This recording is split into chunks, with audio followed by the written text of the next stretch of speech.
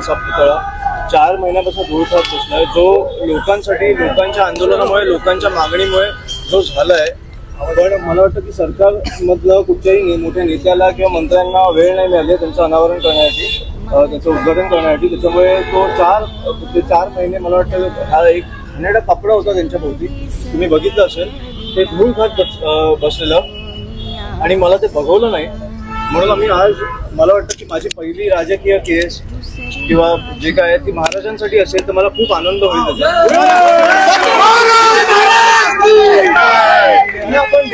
ज्यांना आपण दैवत मानतो त्यांच्यासाठी. मला वाटतं गेल्या 4 महिन्यात अनेक सरकारी अधिकारी किंवा मंत्री असतील किंवा नेते असतील हे नवी मुंबईमध्ये येऊन गेलेले आहेत, पण महाराजांसाठी त्यांना वेळ नसेल मिळाली तर मला वाटतं खूप दुर्दैवी गोष्ट आहे. त्याच्यामुळे मला वाटतं की आम्ही सर्व महाराष्ट्र सैनिकांनी तो एक हे घेतलं की आम्हाला असे बघायचे नाहीत महाराज, आणि मला वाटतं नवी मुंबईला पण नाही बघायचे. तर नवी मुंबई आणि सगळ्यांच्या दर्शनासाठी मला वाटतं महाराज आता तुमच्या समोर आहे.